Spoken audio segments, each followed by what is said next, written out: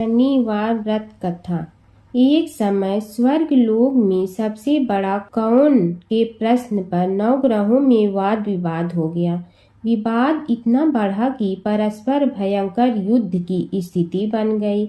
निर्णय के लिए सभी देवता देवराज इंद्र के पास पहुँचे और बोले, हे देवराज, आपको निर्णय करना होगा कि हमें से सबसे बड़ा कौन है। देवताओं का प्रश्न सुनकर देवराज इंद्र उलझन में पड़ गए।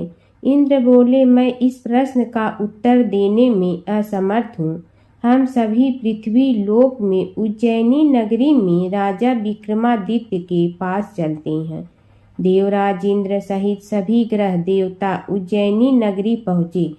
महल में पहुंचकर जब देवताओं ने उनसे अपना प्रश्न पूछा तो राजा विक्रमादित्य भी कुछ देर के लिए परेशान हो उठे, क्योंकि सभी देवता अपनी अपनी शक्तियों के कारण महान थे। किसी को भी छोटा या बड़ा कह देने से उनके क्रोध के प्रकोप से भयंकर हानि पहुंच सकती थी। अचानक राजा विक्रमादित्य को एक उपाय सूझा और उन्होंने विभिन्न धातुओं स्वर्ण, रजत, चांदी, कांसा, ताम्र, तांबा, सीसा, रांगा, जस्ता, अभ्रक व लोहे के 9 आसन बनवाए। धातुओं के गुणों के अनुसार सभी आसनों को एक दूसरे के पीछे रखवाकर उन्होंने देवताओं को अपने अपने सिंहासन पर बैठने को कहा। देवताओं के बैठने के बाद राजा विक्रमादित्य ने कहा, आपका निर्णय तो स्वयं हो गया। जो सबसे पहले सिंहासन पर विराजमान है वही सबसे बड़ा है।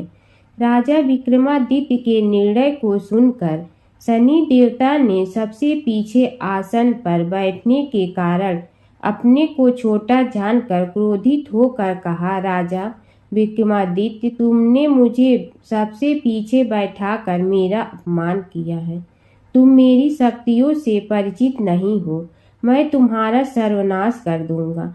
शनि ने कहा, सूर्य एक राशि पर 1 महीने, चंद्रमा 2.25 दिन, मंगल 1.5 महीने, बुध और शुक्र 1 महीने, बृहस्पति 13 महीने रहती हैं। लेकिन मैं किसी राशि पर 7.5 वर्ष 7.5 तक रहता हूँ।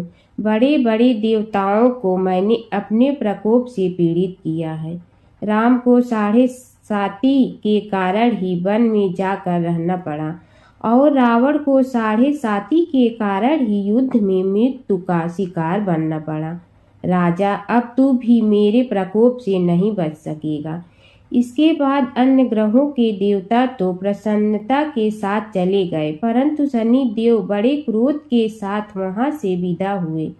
राजा विक्रमादित्य पहले की तरह ही न्याय करते रहे।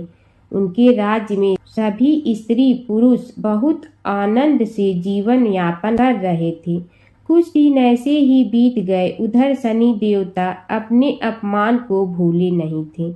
विक्रमादित्य से बदला लेने के लिए एक दिन शनि देव ने घोड़े के व्यापारी का रूप धारण किया और बहुत से घोड़ों के साथ उज्जैनी नगरी पहुंचे।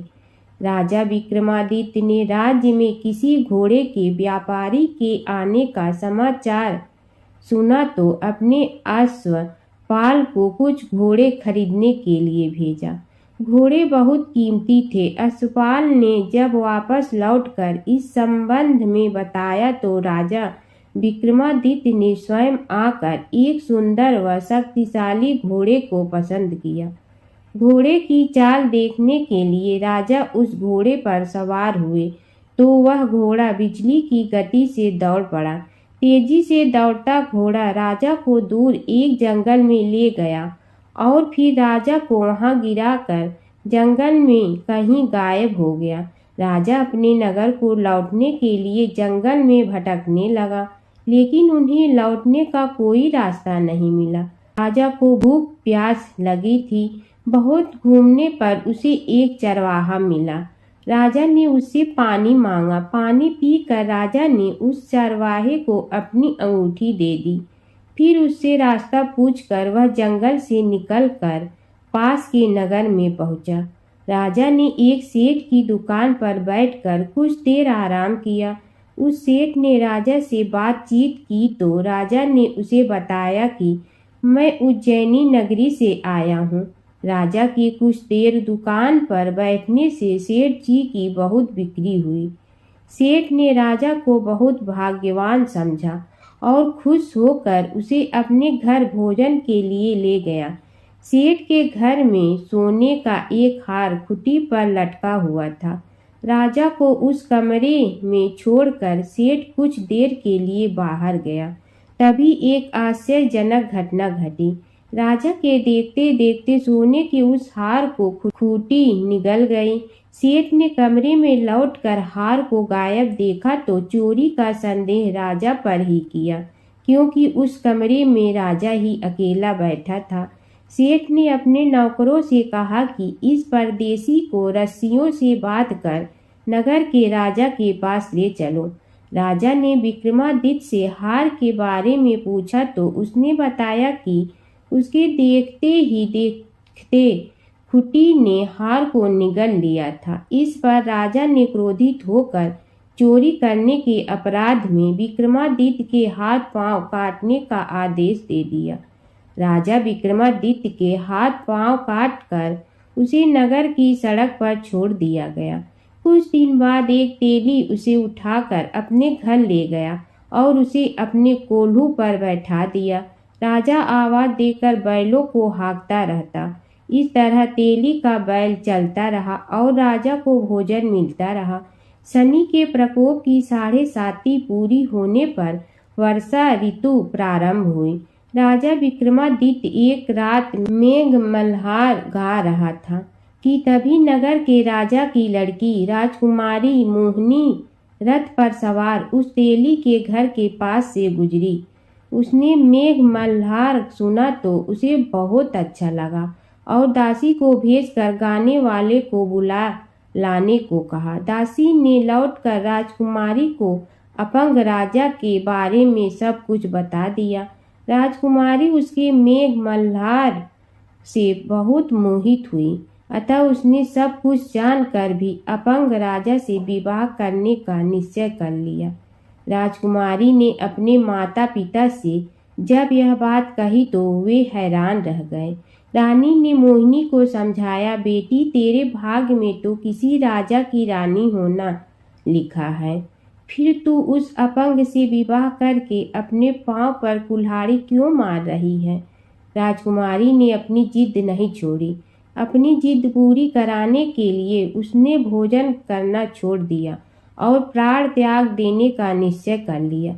आखिर राजा रानी को विवश होकर अपंग विक्रमादित्य से राजकुमारी का विवाह करना पड़ा। विवाह के बाद राजा विक्रमादित्य और राजकुमारी तेली के घर में रहने लगे। उसी रात स्वप्न में शनिदेव ने राजा से कहा, राजा तुमने मेरा प्रकोप देख लिया, मैंने तुम्हें अपने अपमान का दंड दिया है। राजा ने शनिदेव से क्षमा करने को कहा और प्रार्थना की, हे शनिदेव आपने जितना दुख मुझे दिया है अन्य किसी को न देना। शनिदेव ने कुछ सोचकर कहा, राजा मैं तुम्हारी प्रार्थना स्वीकार करता हूँ। जो कोई स्त्री पुरुष मेरी पूजा करेगा, शनिवार को व्रत करके मेरी व्रत कथा सुनेगा, उस पर मेरी अनुकंपा बनी रहेगी। प्रातःकाल राजा विक्रमादित्य की नींद खुली तो अपने हाथ पांव देखकर राजा को बहुत खुशी हुई। उसने मन ही मन शनिदेव को प्रणाम किया। राजकुमारी भी राजा के हाथ पांव सही सलामत देखकर आश्चर्य में डूब गई। तब राजा विक्रमादित्य ने अपना परिचय देते हुए शनिदेव के प्रकोप की सारी कहानी सुनाई। सेठ को जब इस बात का पता चला तो दौड़ता हुआ तेली के घर पहुंचा और राजा के चरणों में गिरकर क्षमा मांगने लगा। राजा ने उसे क्षमा कर दिया, क्योंकि यह सब तो शनिदेव के प्रकोप के कारण हुआ था। सेठ राजा को अपने घर ले गया और उसे भोजन कराया। भोजन करते समय वहां एक आश्चर्यजनक घटना घटी। सबके देखते देखते उस खुटी ने हार उगल दिया। सेठ जी ने अपनी बेटी का विवाह भी राजा के साथ कर दिया और बहुत से स्वर्ण आभूषण धन आदि देकर राजा को विदा किया। राजा विक्रमादित्य राजकुमारी मोहिनी और सेठ की बेटी के साथ उज्जैनी पहुंचे तो नगरवासियों ने हर्ष से उनका स्वागत किया। अगले दिन राजा विक्रमादित्य ने पूरे राज्य में घोषणा कराई कि शनिदेव सब देवों में सर्वश्रेष्ठ हैं। प्रत्येक स्त्री पुरुष शनिवार को उनका व्रत करे और व्रत कथा अवश्य सुने। राजा विक्रमादित्य की घोषणा से शनिदेव बहुत प्रसन्न हुए। शनिवार का व्रत करने और व्रत कथा सुनने के कारण सभी लोगों की मनोकामनाएं शनिदेव की अनुकंपा से पूरी होने लगी। सभी लोग आनंद पूर्वक रहने लगे। एक बूढ़ा ब्राह्मण था। वह रोज पीपल को जल से सींचता था। पीपल में से रोज एक लड़की निकलती और कहती, पिताजी मैं आपके साथ जाऊंगी। यह सुनते सुनते बूढ़ा दिन ब दिन कमजोर होने लगा। तो बुढ़िया ने पूछा कि क्या बात है। बूढ़ा बोला कि पीपल से एक लड़की निकलती है और कहती है कि वह भी मेरे साथ चलेगी। बुढ़िया बोली कि कल ले आना उस लड़की को, जहाँ 6 लड़कियां पहले से ही हमारे घर में है, वहाँ 7वीं लड़की और सही।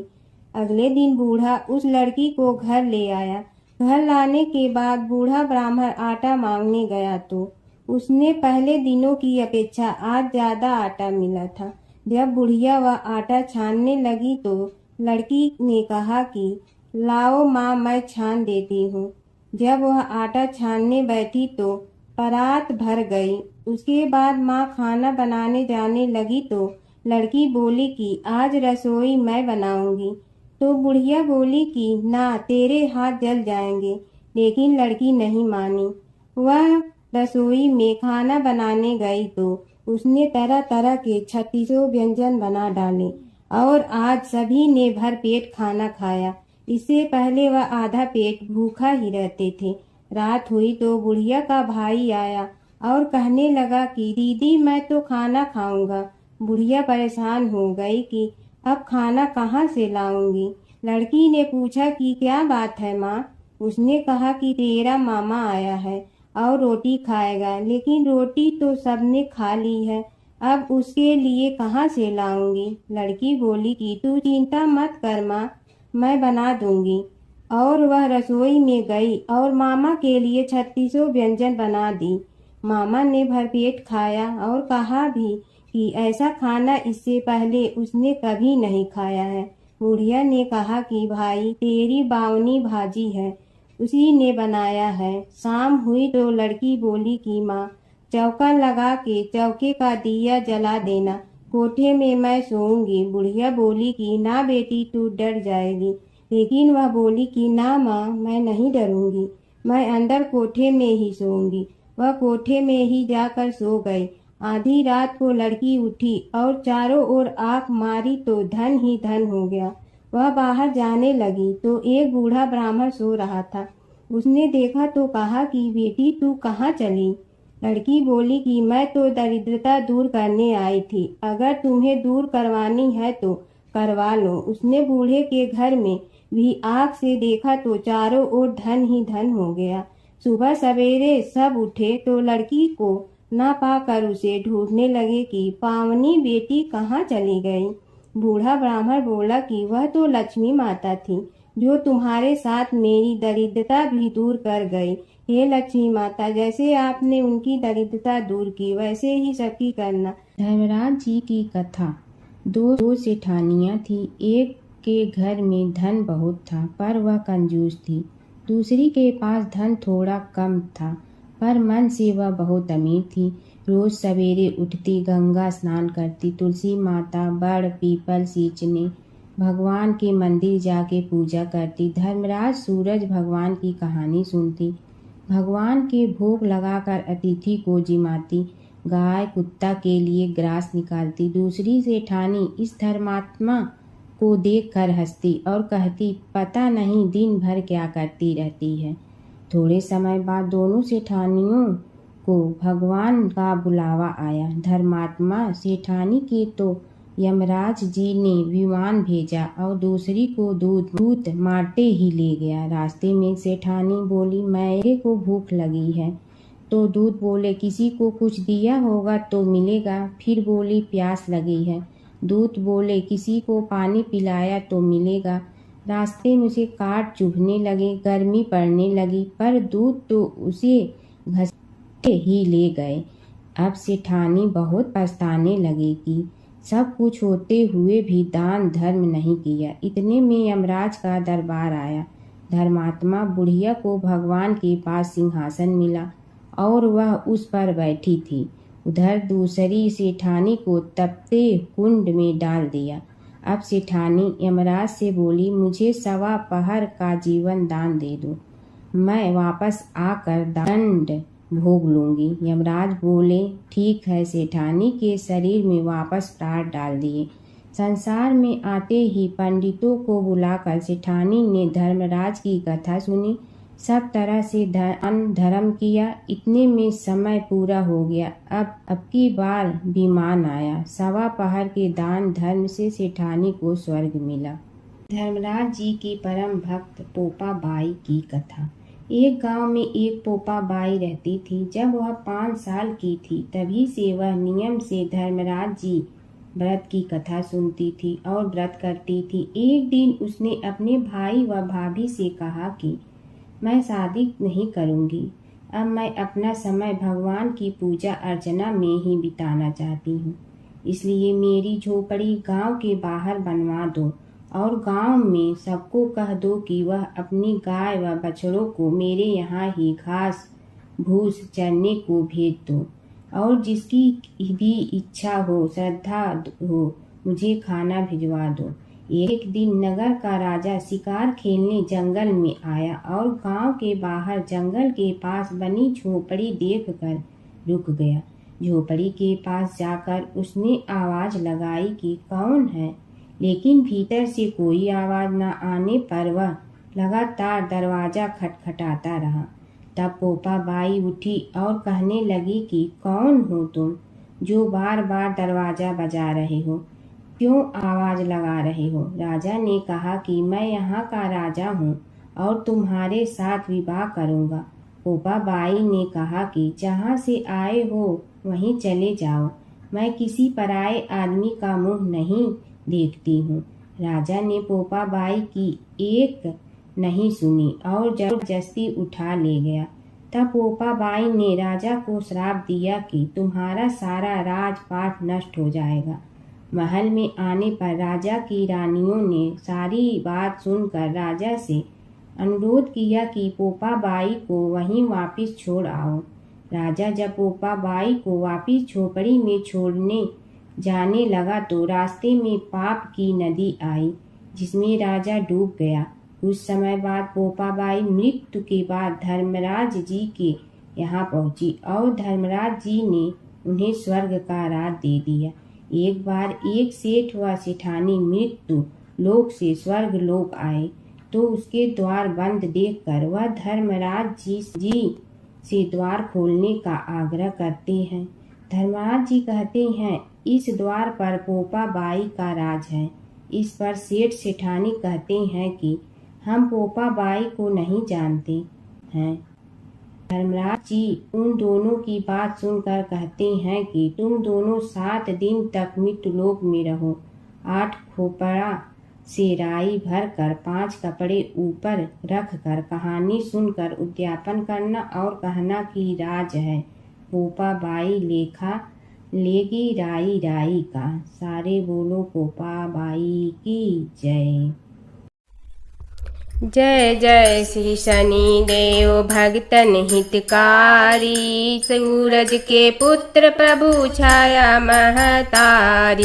जय जय श्री शनि देव भक्तन हितकारी, सूरज के पुत्र प्रभु छाया महतारी। जय जय श्री शनि देव भक्तन हितकारी, सूरज के पुत्र प्रभु छाया महतारी। श्यामयंग वक्र दृष्टि चतुर्भुज धारी, श्यामयंग वक्र दृष्टि चतुर्भुज धारी। नीलांबर धर नाथ सिंह की असवारी। जय जय श्री शनि देव भक्तन हितकारी, सूरज के पुत्र प्रभु छाया महतारी क्रीट मुकुट शीस रजित दीपक है ललारी क्रीट मुकुट शीस रजित दीपक है ललार मुक्तन की माला गले शोभित बलिहारी जय जय श्री शनिदेव भक्तन हितकारी सूरज के पुत्र प्रभु छाया महतारी मोदक मिष्ठान पान चढ़त है सुपारी मोदक मिष्ठान पान चढ़त है सुपारी लौ तिल तैल उड़द मसी अति प्यारी जय जय श्री शनिदेव भक्तन हितकारी सूरज के पुत्र प्रभु छाया महतारी जन का कल्याण करहु नाथ ग्रहा जन का कल्याण करहु नाथ ग्रहाई तुमको जो ध्यावे करहु जाके सहाई जय जय श्री शनिदेव भक्तन हितकारी सूरज के पुत्र प्रभु छाया महतारी देव धनुज ऋषि मुनि सुमरत नर नारी देव धनुज ऋषि मुनि सुमरत नर नारी छीतर मल धरत ध्यान शरण है तुम्हारी जय जय श्री शनिदेव भक्तन हितकारी जय जय श्री शनिदेव भक्तन हितकारी सूरज के पुत्र प्रभु छाया महतारी जय जय श्री शनिदेव भक्तन हितकारी सूरज के पुत्र प्रभु छाया महतारी जय जय श्री शनिदेव भक्तन हितकारी सूरज के पुत्र प्रभु छाया महतारी जय जय श्री शनिदेव भक्तन हितकारी श्री रामचंद्र कृपाल भजु मन हरण भव भय दारुणम नव कंचलोचन कंज मुख कर कंज पद कंजारूढ़ श्री रामचंद्र कृपाल भजु मन हरण भव भय दारुणम नव कंचलोचन कंज मुख कर कंज पद कंजारूढ़ श्री रामचंद्र कृपाल भज मन हरण भव भय दारुण श्री राम कंदर्पय गणित अमित छवि नव नील नीरद सुंदरम कंदर्पय गणित अमित छवि नव नील नीरद सुंदर पट पीत मानहु तड़ित रुचि सुचि नौमि जनक सुतावरम श्री रामचंद्र कृपाल भज मन हरण भव भय दारुण श्री राम भजु दीन बंधु दिनेश दानव दैत वंश निकंदनम भजु दीन बंधु दिनेश दान दैत वंश निकंदनम रघुनंदयानंद कंद कौशल चंद्र दशरथ नंदनम श्री रामचंद्र कृपा भजु मन हरण भव भय दारुणम श्री राम सिर मुकुट कुंडल तिलक चारुदार अंग विभूषणम सिर मुकुट कुंडल तिलक अंग विभूषणम आजानुभुज सर चाप धर संग्राम जीत खरदूसरम श्री रामचंद्र कृपाल भज हरण भव भय दारुणम श्री राम इति वदति तुलसीदास शंकर शेष मुनि मनरंजनम इति वदति तुलसीदास शंकर शेष मुनि मनरंजनम मम हृदय कंच निवास कुरु कामादि खल दल जनम श्री रामचंद्र कृपाल भजु मन हरण भव भव दारुणम श्री राम मन जाहि राचहु मिलहि सोबरु सहज सुंदर सांवरो मन जाहि राचहु मिलहि सो सहज सुंदर सांवरो करुणा निधान सुजानशील स्नेह जानत रावणो श्री रामचंद्र कृपा भजु मन हरण भव भय दारुणम श्री राम श्री राम। एहि भांति गौरी असीस सुन सिय सहित हिय हरसियली। एहि भांति गौरी असीस सुन सिय सहित हिय हरसियली। तुलसी भवानी पूज पुनि पुनि मुदित मन मंदिर चल।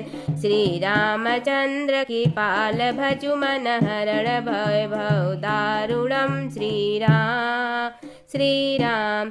श्री गौरी जाने अनुकूल सियहि हरस न जात कही। श्री गौरी जाने अनुकूल सियहि हरस न जात कही। मंजल मंगल मूल वाम अंग फरकन लगे। श्री रामचंद्र की पाल भजु हरण भव भय दारुणम। नव कंच लोचन कंज मुख कर कंज पद कंजारुणम। श्री रामचंद्र की पाल हरण भव भय दारुणम। श्री राम बोलो श्री भगवान। एक बार अपने पुत्र के खातिर भगवान शिव और श्री कृष्ण के बीच छिड़ गया था प्रलयंकारी युद्ध। भगवान शिव जहाँ प्रलय के देवता हैं, वहीं श्री कृष्ण पालन करता। दोनों के कारण ही यह जगत सुचारू रूप से चल रहा है और दोनों महाशक्तिशाली हैं। लेकिन कभी आपने सोचा है कि अगर कभी दोनों में युद्ध हुआ तो उसका इस संसार पर क्या असर पड़ेगा और दोनों में से विजयी कौन होगा? चलिए जानते हैं एक पौराणिक कथा जहां इन दोनों के भयंकर युद्ध का वर्णन मिलता है। पौराणिक कथा के अनुसार एक बार राजा बलि के सबसे बड़े पुत्र बाणासुर ने शिवपुत्र कार्तिकेय की सुंदरता से मोहित होकर भगवान शिव का पुत्र बनने की इच्छा जताई। उसने भगवान शिव की कठोर तपस्या की, जिसके बाद शिव जी ने उसे अपने पुत्र के रूप में स्वीकार कर लिया। एक समय ऐसा आया जब बाणासुर की पुत्री उषा को श्री कृष्ण के पुत्र अनिरुद्ध से प्रेम हो गया। उषा की मायावी मित्र अप्सरा चित्रलेखा ने अनिरुद्ध और उषा का गंधर्व विवाह करा दिया। जब बाणासुर को यह बात पता चली तो उसने अनिरुद्ध का अपहरण कर उसे अपना बंदी बना लिया। फिर क्या था, श्री कृष्ण ने अपनी पूरी सेना के साथ बाणासुर की नगरी पर धावा बोल दिया। श्री कृष्ण और बाणासुर का युद्ध। बाणासुर श्री कृष्ण की नारायणी सेना से अकेले नहीं लड़ सकता था, इसलिए उसने भगवान शिव से मदद मांगी। अब युद्ध में श्री कृष्ण की नारायणी सेना के विरुद्ध बाणासुर की सेना के साथ भगवान शिव और कुमार कार्तिकेय भी लड़ रहे थे। युद्ध इतना भयानक था कि एक पल को लगा कि भगवान शंकर ने अग्निशस्त्र से गरुड़ पर सवार श्री कृष्ण, बलराम और प्रद्युम्न मारे गए। लेकिन उसी समय श्री कृष्ण ने वरुणास्त्र का प्रयोग कर महादेव के अग्नेस्त्र को शांत कर दिया। फिर शिव जी के अस्त्रों के जवाब में श्री कृष्ण ने वैष्णवास्त्र का प्रयोग किया, जिससे संपूर्ण जगत अंधकार में डूब गया। गुस्से में भगवान शंकर ने 4 पंखा वाला बाण अपने हाथ में ले लिया तो श्री कृष्ण ने जीभरास्त्र उठाया। इस तरह यह युद्ध समय के साथ विकराल हो गया और इस युद्ध से समस्त सृष्टि में हाहाकार मच गया। तब ब्रह्मा जी को युद्ध रोकने आना पड़ा। उन्होंने दोनों को सारी स्थिति स्पष्ट की कि किस प्रकार उनके युद्ध से संसार का विनाश हो रहा है। उनके समझाने के बाद महादेव युद्ध में पीछे हट गए, लेकिन कार्तिकेय और बाणासुर भगवान श्री कृष्ण से युद्ध करते रहे। जब श्री कृष्ण ने बाणासुर को परास्त किया, अंत में भगवान श्री कृष्ण ने युद्ध में बाणासुर को पराजित करने के लिए अपना सुदर्शन चक्र प्रयोग किया और उसकी मदद से 12 सुर के सहस्त्र भुजाओं को काट डाला। जैसे ही श्री कृष्ण अपने चक्र से उसका वध करने लगे, कार्तिकेय के साथ महादेव वहां फिर से पहुंच गए। लेकिन इस बार उन्होंने युद्ध करने के बजाय श्री कृष्ण से 12 सुर को माफ करने का अनुरोध किया। भगवान शिव ने श्री कृष्ण से कहा कि मैंने इसे अभय दान दिया है, इसलिए अगर आप इसका वध कर देंगे तो मेरा वचन झूठा पड़ जाएगा।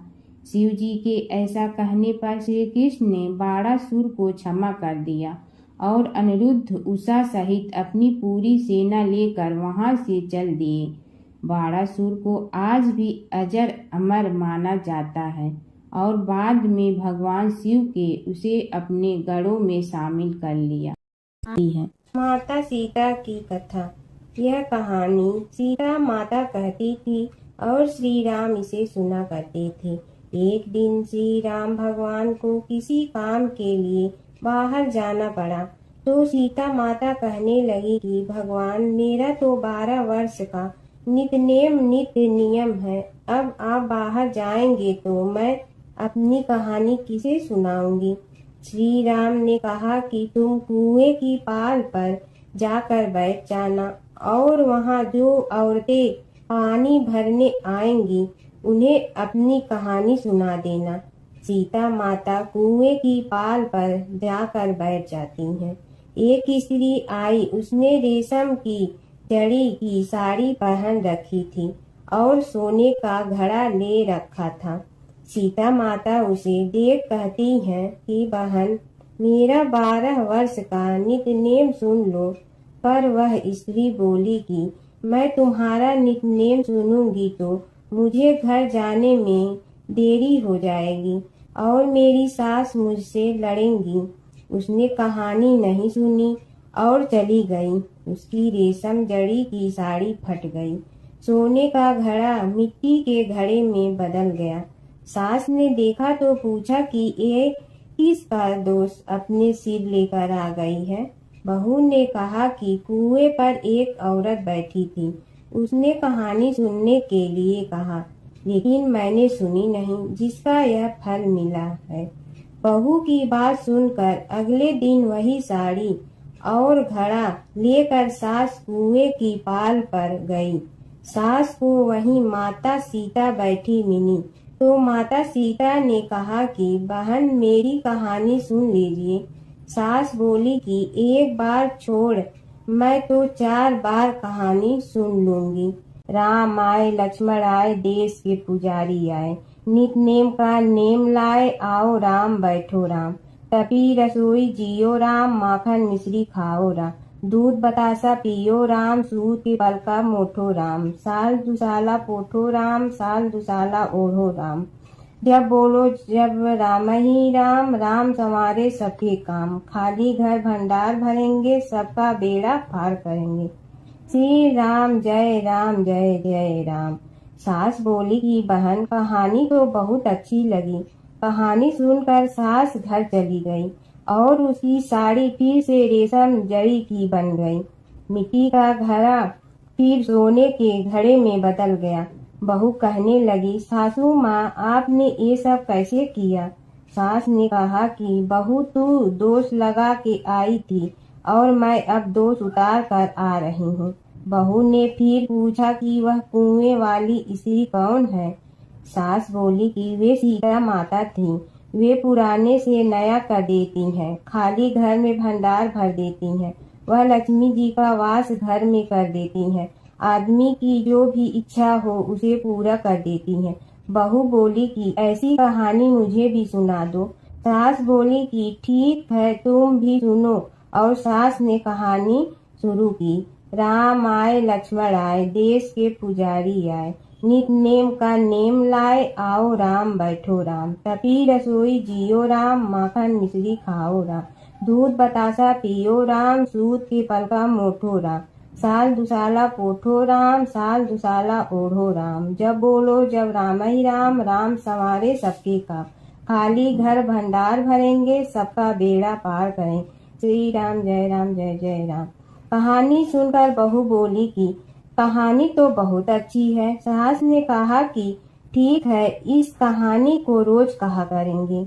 अब सास बहू रोज सवेरे उठती, नहाती धोती और पूजा करने के बाद नित्य-नेम की सीता की कहानी कहती। एक दिन उनके यहाँ एक पड़ोस की औरत आई और बोली कि बहन जरा सी आँच दे ना। तो वह बोली कि आज तो अभी हमने जलाई ही नहीं। पड़ोसन ने कहा कि तुम सुबह 4 बजे से उठकर क्या कर रही हो? फिर उन्होंने कहा कि सुबह उठकर हम पूजा करते हैं, फिर सीता माता की नित्य नेम की कहानी कहते हैं। पड़ोसन ने उसी बात सुनकर फिर कहा कि सीता माता की कहानी कहने से तुम्हें क्या मिलता है? वे बोली कि इनकी कहानी कहने से घर में भंडार भर जाते हैं, सारे काम सिद्ध होते हैं, मन की इच्छा भी पूरी हो जाती है। पड़ोसन कहती है कि बहन ऐसी कहानी तो मुझे भी सुना दो। फिर वह बोली कि ठीक है, तुम भी यह कहानी सुन लो। राम आए लक्ष्मण आए, देश के पुजारी आए, नित्य नेम का नेम लाए, आओ राम बैठो राम।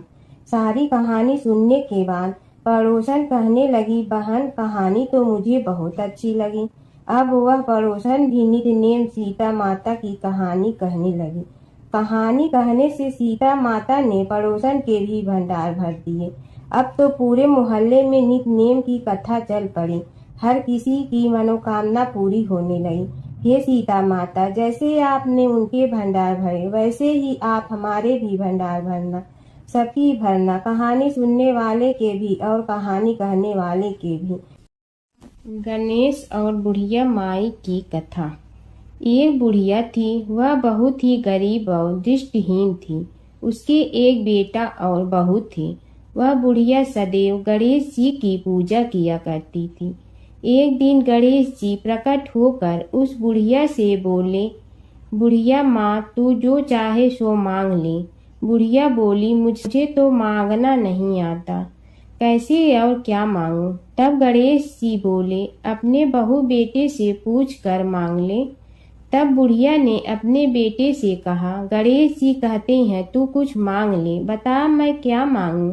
पुत्र ने कहा, माँ तू धन मांग ले।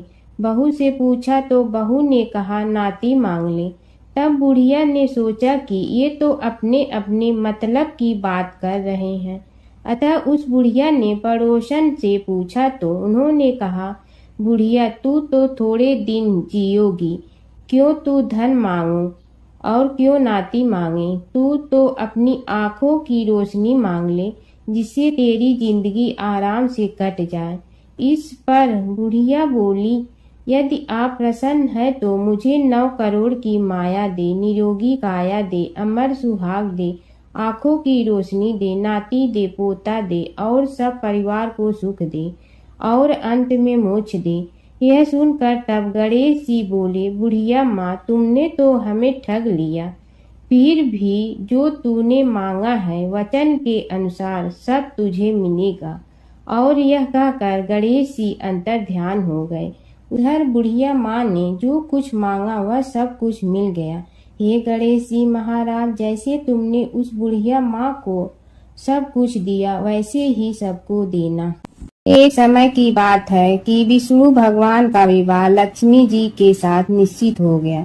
विवाह की तैयारी होने लगी। सभी देवताओं को निमंत्रण भेजे गए, परंतु गणेश जी को निमंत्रण नहीं दिया। कारण जो भी रहा हो, अब भगवान विष्णु की बारात जाने का समय आ गया। सभी देवता अपनी पत्नियों के साथ विवाह समारोह में आए। उन सब ने देखा कि गणेश जी कहीं दिखाई नहीं दे रहे हैं। तब वे आपस में चर्चा करने लगे कि क्या गणेश जी को कोई न्योता नहीं दिया है या स्वयं गणेश जी ही नहीं आए हैं। सभी को इस बात पर आश्चर्य होने लगा। तभी सबने विचार किया कि विष्णु भगवान से ही इसका कारण पूछा जाए। विष्णु भगवान से पूछने पर उन्होंने कहा कि हमने गणेश जी के पिता भोलेनाथ महादेव को न्योता भेजा है। यदि गणेश जी अपने पिता के साथ आना चाहते हैं तो आ जाते, अलग से न्योता देने की कोई आवश्यकता भी नहीं थी। दूसरी बात यह है कि उनको 1.25 मन मूंग, 1.25 मन चावल, 1.25 मन घी और 1.25 मन लड्डू का भोजन दिन भर में चाहिए। यदि गणेश जी नहीं आएंगे तो कोई बात नहीं, दूसरे के घर जाकर इतना सारा खाना पीना अच्छा भी नहीं लगता। इतनी वार्ता कर ही रहे थे कि किसी एक ने सुझाव दिया, यदि गणेश जी आ भी जाए तो उनके द्वारपाल बनाकर बैठा देंगे कि आप घर की याद रखना। आप चूहे पर बैठकर धीरे धीरे चलोगे तो बारात से बहुत पीछे रह जाओगे। यह सुझाव भी सबको पसंद आ गया तो विष्णु भगवान ने भी अपनी सहमति दे दी। होना क्या था कि इतने में गणेश जी वहां आ पहुंचे और उन्हें समझा बुझा कर घर की रखवाली करने बैठा दिया गया। बारात चल रही थी तब नारद जी ने देखा कि गणेश जी तो दरवाजे पर ही बैठे हुए हैं, तो वे गणेश जी के पास गए और रुकने का कारण पूछा। गणेश जी कहने लगे कि विष्णु भगवान ने मेरा बहुत अपमान किया है। नारद जी ने कहने लगे कि अपनी मूसक देना को आगे भेज दे तो वह रास्ता खोद देगी, जिससे उनके वाहन धरती में धंस जाएंगे। तब आपको सम्मान पूर्वक बुलाना पड़ेगा। अब तो गणेश जी ने अपनी मूसक सेना जल्दी से आगे भेज दी और सेना ने जमीन पोली कर दी। जब बारात वहां से निकली तो रथों के पहिए धरती में धंस गए। लाख कोशिश करे परंतु पहिए नहीं निकले। सभी ने अपने अपने उपाय किए परंतु पहिए तो नहीं निकले, बल्कि जगह जगह से टूट गए। किसी की समझ में नहीं आ रहा था कि अब क्या किया जाए। तब तो नारद जी ने कहा, आप लोगों ने गणेश जी का अपमान करके अच्छा नहीं किया। यदि उन्हें मना कर लाया जाए तो आपका कार्य सिद्ध हो सकता है और यह संकट टल सकता है। शंकर भगवान ने अपने दूत नंदी को भेजा और वे गणेश जी को लेकर आए। गणेश जी का आदर सम्मान के साथ पूजन किया। तब कहीं रथ के पहिए निकले। अब रथ के पहिए निकल के परंतु टूट गए तो उन्हें सुधारे गए। पास के खेत में खाती काम कर रहा था, उसे बुलाया गया। खाती अपना कार्य करने के पहले श्री गणेशाय नमः कहकर गणेश जी की वंदना मन ही मन करने लगा। देखते ही देखते खाती ने सभी पहियों को ठीक कर दिया। तब खाती कहने लगा कि हे देवताओं, आपने सर्वप्रथम गणेश जी को नहीं मनाया होगा और न ही उनकी पूजन की होगी, इसीलिए तो आपके साथ यह संकट आया है। हम तो मूर्ख अज्ञानी हैं, फिर भी पहले गणेश जी को पूजते हैं, उनका ध्यान करते हैं। आप लोग तो देवतागण हैं, फिर भी आप गणेश जी को कैसे भूल गए। अब आप लोग भगवान श्री गणेश जी की जय बोल कर जाएं तो आपके सब काम बन जाएंगे और संकट कट जाएंगे। ऐसा कहते हुए बारात वहां से चल दी और विष्णु भगवान को लक्ष्मी जी के साथ विवाह संपन्न करा के सभी सकुशल घर लौट आए। हे गणेश जी महाराज, आपने विष्णु को जैसे कारज सारियो ऐसे कारज सबको सिद्ध कर जो। बोलो गजानन भगवान की जय। प्राचीन काल की बात है। नैमिषारण्य क्षेत्र में ऋषि, महर्षि और साधु संतों का समाज जुड़ा था। उसमें श्री सूत जी भी विद्यमान थे।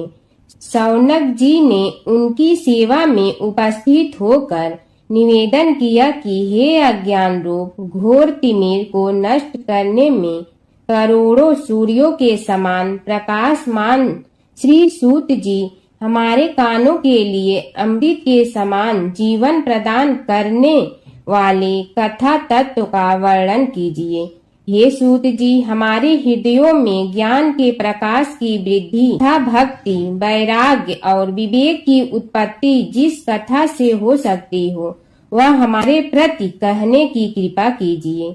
शौनक जी की जिज्ञासा से सूत जी बड़े प्रसन्न हुए। पूरा तन इतिहासों के स्मरण से उनका शरीर पुलकायमान हो रहा था। वे कुछ देर उसी स्थिति में विराजमान रहकर कुछ विचार करते रहे और अंत में बोले, शौनक जी, इस विषय में आपके चित्त में बड़ी जिज्ञासा है। आप धन्य हैं जो सदैव ज्ञान की प्राप्ति में तत्पर रहते हुए विभिन्न पुराण कथाओं की जिज्ञासा रखते हैं। आज मैं आपको ज्ञान के परम स्रोत रूप श्री गणेश जी का जन्म कर्म रूप चरित्र सुनाऊंगा।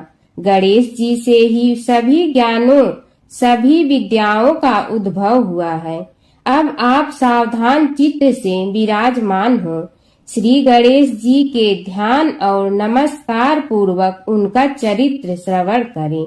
नमस्तस्मै गणेशाय ब्रह्मा विद्या प्रदायिनी यनागस्त्यसमः साक्षात विघ्न सागर सोसड़े।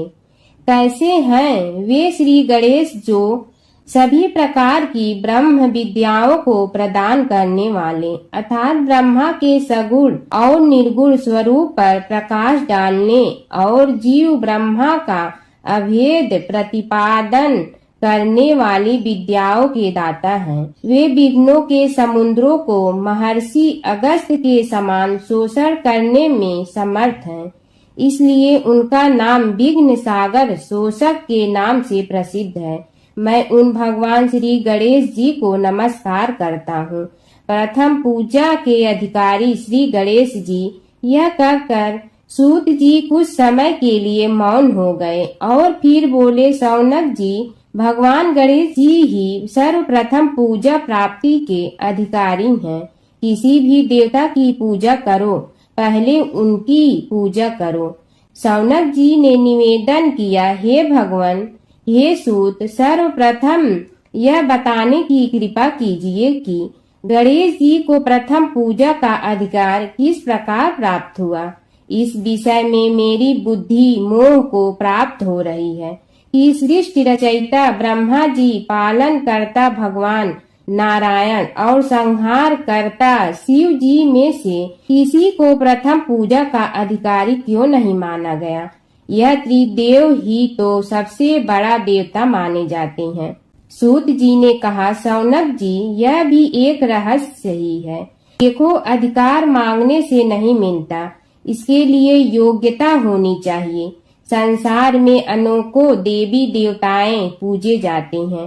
पहले जो जिसका इष्ट देव होता है वह उसी की पूजा किया करता है। इससे बड़े देवताओं के महत्व में कमी आने की आशंका उत्पन्न हो गई। इस कारण देवताओं में परस्पर विवाद होने लगा। वे उसका निर्णय प्राप्त करने के लिए शिव जी के पास पहुँचे और प्रणाम करके पूछने लगे, प्रभु, हम सब में प्रथम पूजा का अधिकारी कौन है। शिव जी सोचने लगे कि किसे प्रथम पूजा का अधिकारी माने। तभी उन्हें एक युक्ति सूझी। बोले, देवगण, इसका निपटारा बातों से नहीं तथ्यों से होगा। इसके लिए एक प्रतियोगिता रखनी होगी, शिव की परिक्रमा करने की प्रतियोगिता। देवगण उनका मुख देखने लगे, शंकित हृदय से सोचने लगे कि कैसी प्रतियोगिता रहेगी। यह शिव जी ने उनके मन के भाव ताड़ लिए, इसलिए सांत्वना भरे शब्दों में बोले, घबराओ मत, कोई कठिन परीक्षा नहीं ली जाएगी। बस इतना ही कि सभी अपने अपने वाहनों पर चढ़कर संसार की परिक्रमा करो और फिर यहाँ लौट आओ। जो पहले लौटेगा वही सर्वप्रथम पूजा का अधिकारी होगा। अब क्या देर थी, सभी अपने अपने वाहन पर चढ़कर दौड़ पड़े। किसी का वाहन गजराज था तो किसी का सिंह, किसी का भैंसा तो किसी का मृग, किसी का हंस तो किसी का उल्लू, किसी का अश्व तो किसी का श्वान। अभिप्राय यह है कि वाहनों को विविधता के दर्शन उस समय जितने भले प्रकार से हो सकते थे उतने अन्य समय में नहीं।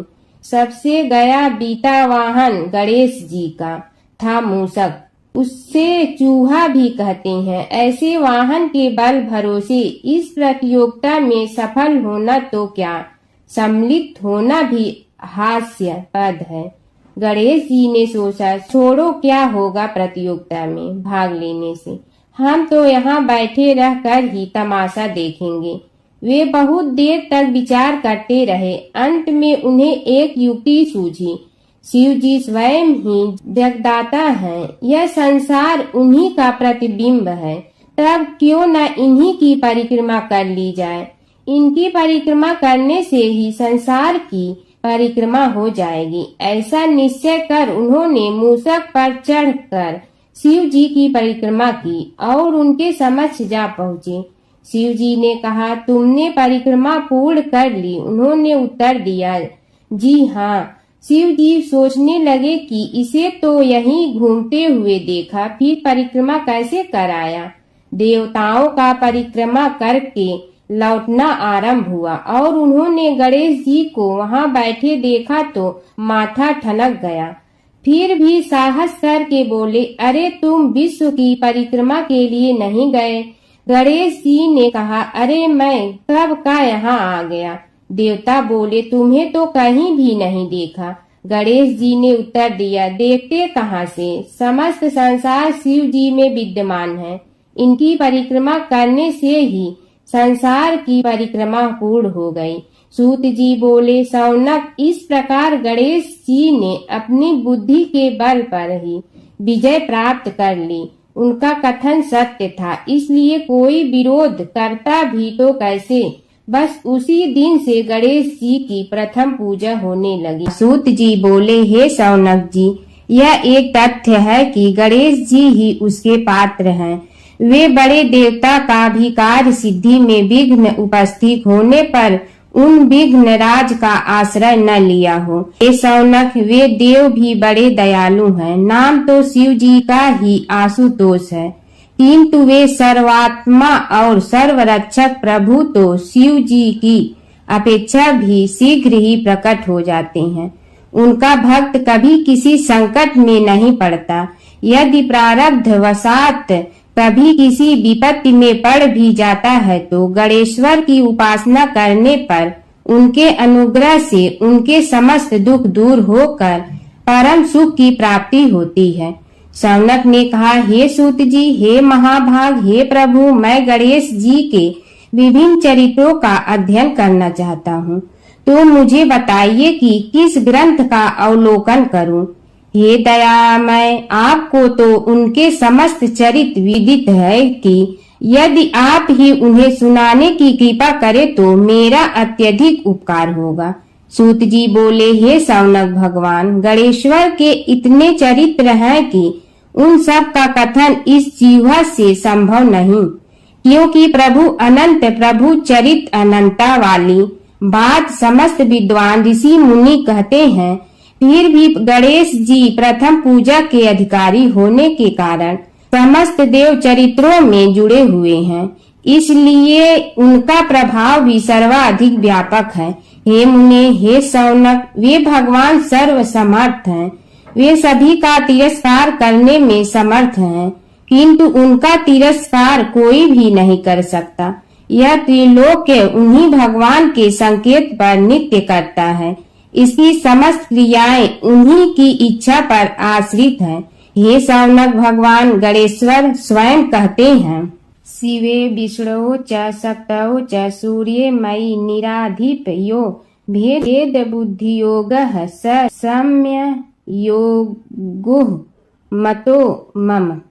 हे नरेश्वर, हे वरेण्य, शिव, विष्णु, शक्ति, सूर्य और मुझ गणेश में जो अभेद बुद्धि योग है, मेरे मत में वही सम्यक योग है। इससे यह भी सिद्ध है कि समस्त देवता उन्हीं के स्वरूप हैं। वे ही भगवान विभिन्न कार्य रूपों के अनुसार अपना भिन्न भिन्न नाम रखते हैं। हे मुनि श्रेष्ठ, उन सब देवताओं के चरित्र भी उन्हीं गणराज के चरित्र हैं। यद्यपि सब चरित्र एक ही ग्रंथ में मिलने में संभव नहीं है, फिर भी गणेश्वर के अनेकों प्रमुख चरित्रों का वर्णन गणेश पुराण में हुआ है। राजा सोमकांत का वृतांत कथन। शौनक जी ने पूछा, हे प्रभु, गणेश पुराण का आरंभ किस प्रकार हुआ, यह मुझे बताने की कृपा करे। इस पर सूत जी ने कहने लगे, हे शौनक, यद्यपि गणेश पुराण है तो बहुत प्राचीन, क्योंकि भगवान गणेश्वर तो आदि हैं। न जाने कब से गणेश जी अपने उपासकों पर कृपा करते चले आ रहे हैं। उनके अनंत चरित्र हैं, जिनका संग्रह एक महापुराण का रूप ले सकता है। उसे एक बार भगवान नारायण ने नारद जी को और भगवान ने शंकर और जगन जननी पार्वती जी को सुनाया था।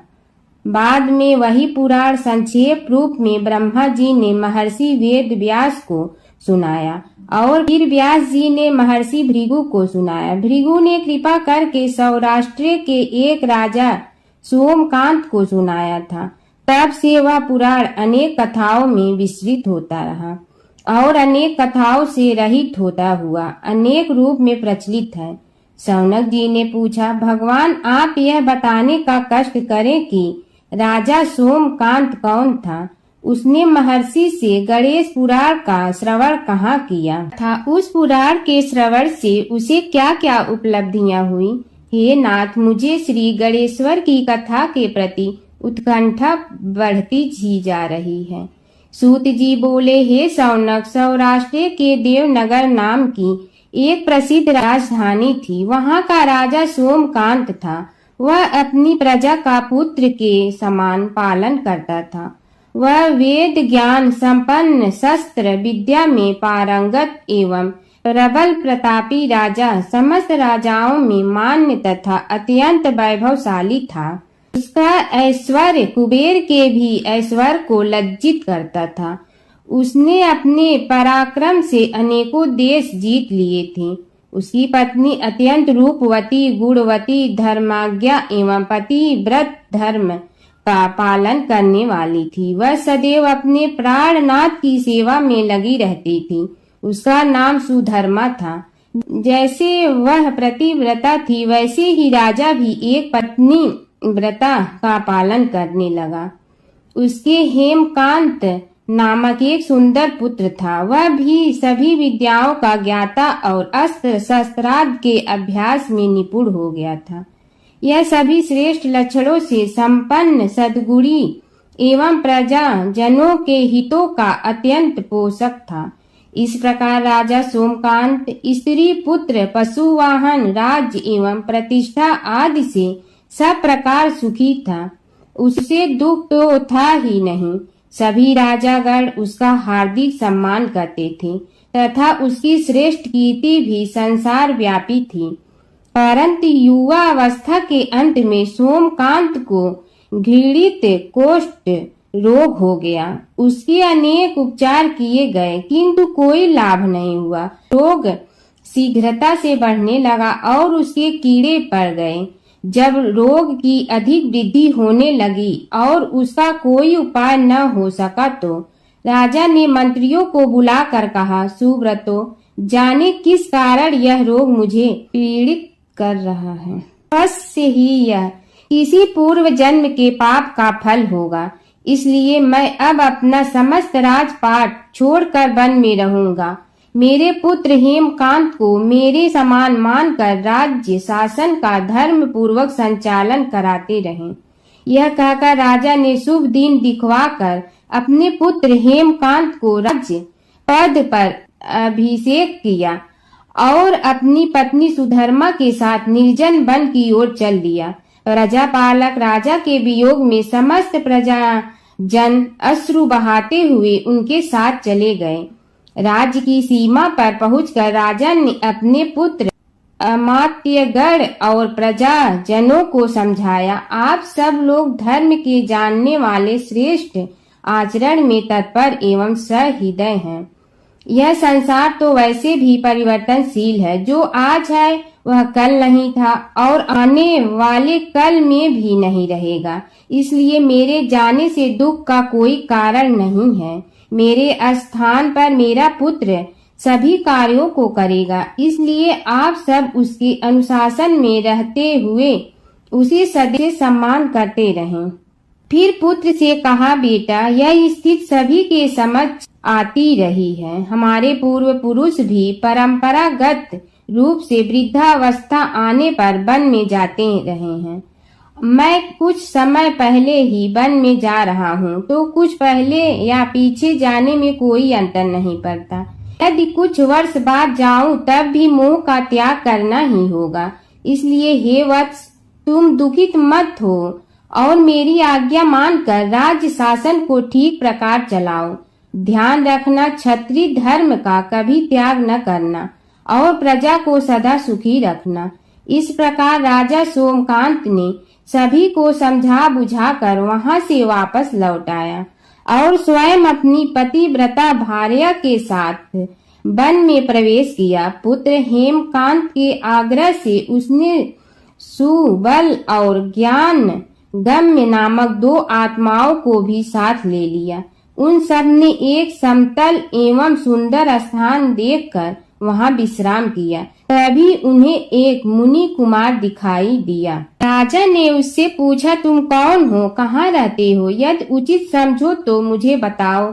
मुनि बालक ने कोमल बाड़ी में कहा, मैं महर्षि भृगु का पुत्र हूँ। मेरा नाम च्यवन है। हमारा आश्रम निकट में ही है। अब आप भी अपना परिचय दीजिए। राजा ने कहा, मुनि कुमार, आपका परिचय पाकर मुझे बड़ी प्रसन्नता हुई। मैं सौराष्ट्र के देवनगर नामक राज्य का अधिपति रहा हूँ। अब अपने पुत्र को राज्य देकर मैंने अरण्य की शरण ली है। मुझे कुष्ठ रोग अत्यंत पीड़ित किए हुए हैं। उसकी निवृत्ति का कोई उपाय करने वाला हो तो कृपा कर मुझे बताइए। मुनि कुमार ने कहा, मैं अपने पिताजी से अपना वृतांत कहता हूँ, फिर वे जैसा कहेंगे आपको बताऊंगा। यह कहकर मुनि बालक चला गया और कुछ देर में ही आकर बोला, राजन, मैंने आपका वृतांत अपने पिताजी को बताया। उनकी आज्ञा हुई है कि आप सब मेरे साथ आश्रम में चलकर उनसे भेंट करें, तभी आपके रोग के विषय में भी विचार किया जाएगा। राजा सोमकांत के पूर्व जन्म का वृत्तांत भृगु द्वारा वर्णन। राजा अपनी पत्नी और अमात्यों के सहित च्यवन के साथ साथ भृगु आश्रम में जा पहुंचा और उन्हें प्रणाम कर बोला, हे भगवान, हे महर्षि, मैं आपकी शरण हूँ। आप मुझ कुष्ठी पर कृपा कीजिए। महर्षि बोले, राजन, यह तुम्हारे किसी पूर्व जन्म कृत पाप का ही उदय हो गया है। इसका उपाय मैं विचार करके बताऊंगा। आज तो तुम सब स्नान आज से निवृत्त होकर रात्रि विश्राम करो। महर्षि की आज्ञा अनुसार सबने स्नान भोजन आदि के उपरांत रात्रि व्यतीत की और प्रातः काल स्नान आदि नित्य कर्मों से निवृत्त होकर महर्षि की सेवा में उपस्थित हुए। महर्षि ने कहा, राजन, मैंने तुम्हारे पूर्व जन्म का वृतांत जान लिया हूँ और यह भी विदित कर लिया है कि किस पाप के फल से तुम्हें इस रोग की प्राप्ति हुई है। यदि तुम चाहो तो उसे सुना दूं। राजा ने हाथ जोड़कर निवेदन किया, बड़ी कृपा होगी मुनिनाथ, मैं उसे सुनने के लिए उत्कंठित हूँ। महर्षि ने कहा, तुम पूर्व जन्म में एक धनवान वैश्य के लाडले पुत्र थे। वह वैश्य विंध्याचल के निकट कौलहार नामक ग्राम में निवास करता था। उसकी पत्नी का नाम सुलोचना था। तुम उसी वैश्य दंपत के पुत्र हुए। तुम्हारा नाम कामद था। तुम्हारा लालन पालन बड़े लाड चाव से हुआ।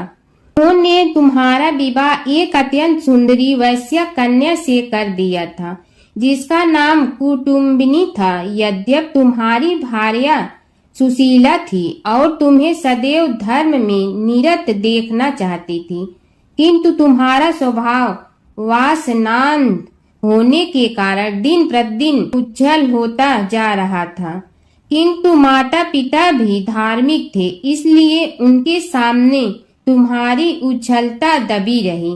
परंतु माता पिता की मृत्यु के बाद तुम निरंकुश हो गए और अपनी पत्नी की बात भी नहीं मानते थे। तुम्हें अनाचार में प्रवृत्त देखकर उसे दुख होता था, तो भी उसका कुछ बस न चलता था। तुम्हारी उन्मत्तता चरम सीमा पर थी। अपनों से भी द्वेष और क्रूरता का व्यवहार किया करते थे। हत्या आदि कराते थे। तुम्हारे लिए सामान्य बात हो गई। पीड़ित व्यक्तियों ने तुम्हारे विरुद्ध राजा से पुकार की। अभियोग चला और तुम्हें राज्य की सीमा से भी बाहर चले जाने का आदेश हुआ। तब तुम घर छोड़कर किसी निर्जन वन में रहने लगे। उस समय तुम्हारा कार्य लोगों को लूटना और हत्या करना ही रह गया। एक दिन मध्याह्न काल था। गुणवर्धक नामक एक विद्वान ब्राह्मण उधर से निकला। बेचारा अपनी पत्नी को लिवाने के लिए ससुराल जा रहा था। तुमने उस ब्राह्मण युवक को पकड़कर लूट लिया।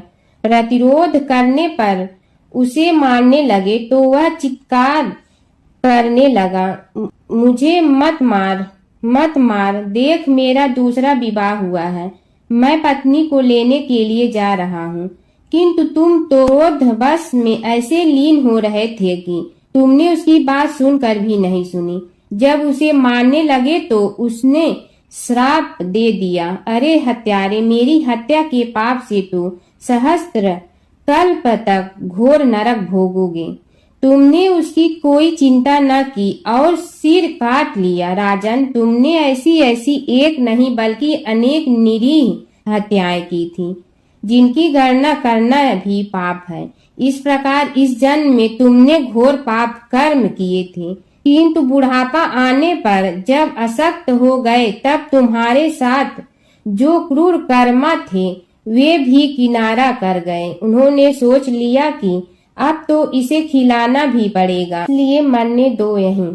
अमोघ प्रभाव गणेश उपासना का कथन। राजन, अब तुम निरालंब थे, चल फिर तो सकते ही नहीं थे। भूख से पीड़ित रहने के कारण रोगों ने भी घेर लिया। उधर से जो कोई निकलता तुम्हें घृणा की दृष्टि से देखता हुआ चला जाता।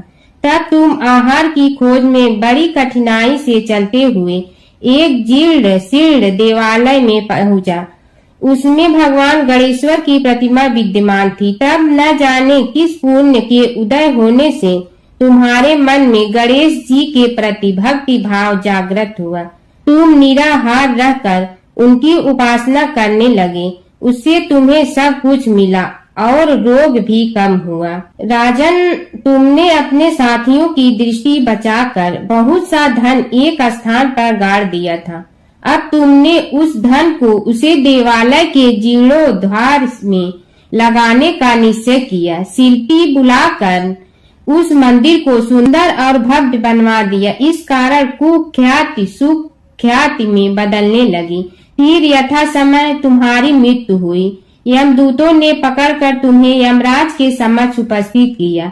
यमराज तुमसे बोले, जीव, तुमने पाप और पुण्य दोनों ही किए हैं और दोनों का ही भोग तुम्हें भोगना है, किंतु पहले पाप का फल भोगना चाहते हो पुण्य का। इसके उत्तर में तुमने प्रथम अपने पुण्य कर्मों के भोग की इच्छा प्रकट की और इसीलिए उन्होंने तुम्हें राजकुल में जन्म लेने के लिए भेज दिया।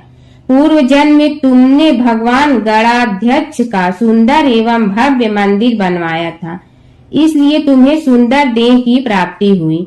यह कहकर महर्षि भृगु कुछ रुके। उन्होंने देखा कि राजा को इस वृतांत पर शंका हो रही है। तभी महर्षि के शरीर में असंख्य विकराल पक्षी उत्पन्न होकर राजा की ओर झपटे।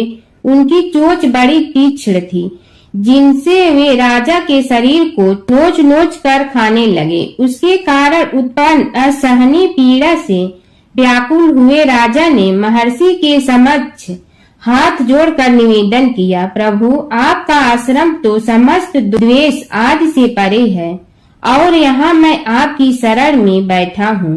तब यह पक्षी मुझे आकर ही क्यों पीड़ित कर रहे हैं? हे मुनिनाथ, इनसे मेरी रक्षा कीजिए। महर्षि ने राजा के अंतर्वचन सुनकर सांत्वना देते हुए कहा, राजन, तुमने मेरे वचनों में शंका की थी और जो मुझ सत्यवादी के कथन में शंका करते हैं उसे खाने के लिए मेरे शरीर से इसी प्रकार पक्षी प्रकट हो जाते हैं, जो कि मेरे हुंकार करने पर भस्म हो जाया करते हैं। यह कर महर्षि ने हुंकार की और तभी वे समस्त पक्षी भस्म हो गए। राजा श्रद्धावनत होकर उनके समक्ष अश्रुपात करता हुआ बोला, प्रभु, अब आप पाप से मुक्त होने का उपाय कीजिए। महर्षि ने कुछ विचार कर कहा, राजन, तुम पर भगवान गणेश्वर की कृपा सहज रूप से है और वे ही प्रभु तुम्हारे पापों को भी दूर करने में समर्थ हैं। इसलिए तुम उनके पाप नाशक चरित्रों का श्रवण करो। गणेश पुराण में उनके चरित्रों का भले प्रकार वर्णन हुआ है। अतएव तुम श्रद्धा भक्ति पूर्वक उसी को सुनने में चित्त लगाओ। राजा ने प्रार्थना की, महामुनि, मैंने गणेश पुराण का नाम भी आज तक नहीं सुना, तो उनके सुनने का सौभाग्य कैसे प्राप्त कर सकूंगा। हे नाथ, आपसे अधिक ज्ञानी और प्रकांड विद्वान और कौन हो सकता है। आप ही मुझ पर कृपा कीजिए। महर्षि ने राजा की दीनता देखकर उसके शरीर पर अपने कमंडल का मंत्रपूत जल छिड़का। तभी राजा को एक छींक आई और नासिका से एक अत्यंत छोटा काले वर्ण का पुरुष बाहर निकल आया। देखते देखते वह बढ़ गया। उसके भयंकर रूप को देखकर राजा कुछ भयभीत हुआ, किंतु समस्त आश्रमवासी वहां से भाग गए। वह पुरुष महर्षि के समक्ष हाथ जोड़कर खड़ा हो गया। उन्हें उसकी ओर देखा और कुछ उच्च स्वर में बोले, तू कौन है, क्या चाहता है। वह बोला, मैं साक्षात पाप हूँ। समस्त पापियों के शरीर में मेरा निवास है। आपके मंत्रपूत जल के स्पर्श से मुझे विवश होकर राजा के शरीर से बाहर निकलना पड़ा है।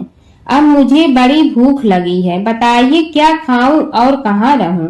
महर्षि बोले, तू उस आम के अवकाश स्थान में निवास कर और उसी वृक्ष के पत्ते खाकर जीवन निर्वाह कर। यह सुनते ही वह पुरुष आम के वृक्ष के पास पहुंचा, किंतु उसके स्पर्श मात्र से वह वृक्ष जलकर भस्म हो गया। फिर जब पाप पुरुष को रहने के लिए कोई स्थान दिखाई न दिया तो वह भी अंतर्हित हो गया। हिंदू धर्म में महत्वपूर्ण स्थान रखती है। ये कथाएं अक्सर एक दूसरे से जुड़ी हैं, जिनमें शिव को कृष्ण का भक्त और कृष्ण को शिव का आराध्य बताया गया है। पुराणों में शिव और कृष्ण के कई लीलाओं का वर्णन है। कृष्ण के दर्शन के लिए शिव का साधु वेश में गोकुल जाना। एक पौराणिक कथा के अनुसार भगवान शिव एक साधु का वेश धारण करके गोकुल में कृष्ण के दर्शन के लिए गए थे। मैया यशोदा ने उन्हें भिक्षा देने के लिए आई, लेकिन शिव ने कृष्ण के दर्शन के अलावा कुछ भी स्वीकार करने से इनकार कर दिया। यशोदा ने पहले तो मना कर दिया, लेकिन बाद में पूर्णमासी काकी के समझाने पर उन्होंने कृष्ण को साधु के सामने प्रकट किया। शिव ने कृष्ण के दर्शन किए और उनके चरणों की छाप छोड़कर चले गए। यशोदा और नंद राय समझ गए कि यह कोई साधारण साधु नहीं था, बल्कि कोई दिव्य पुरुष था। नारद मुनि का घमंड। एक बार नारद मुनि को अपने ज्ञान और भक्ति पर घमंड हो गया। कृष्ण ने नारद मुनि की परीक्षा लेने के लिए उन्हें एक गांव में भेजा, जहां एक महिला अपने पति के बीमार होने पर बहुत दुखी थी। नारद मुनि ने महिला को समझाया कि वह भगवान से प्रार्थना करे, लेकिन महिला ने कहा कि वह अपने पति को कष्ट में नहीं देख सकती। तब नारद मुनि ने राधा से मिलने का फैसला किया। राधा ने नारद मुनि को चरणामृत दिया और कहा कि वह इसे अपने पति को दे। नारद मुनि ने जब राधा से चरणामृत लिया तो उन्हें एहसास हुआ कि राधा का प्रेम कृष्ण के प्रति सबसे महान है। इस घटना के बाद नारद मुनि का घमंड चूर चूर हो गया। नारद मुनि और कृष्ण की लीला। नारद मुनि अक्सर कृष्ण की लीलाओं में शामिल होते थे। एक बार नारद मुनि इंद्र के दरबार से द्वारका जा रहे थे। रास्ते में उन्होंने पारिजात वृक्ष का एक फूल लिया और कृष्ण को दे दिया। कृष्ण ने वह फूल रुक्मिणी को दे। नारद मुनि ने देखा कि कृष्ण ने वह फूल रुक्मिणी को दिया तो उन्हें बहुत खुशी हुई।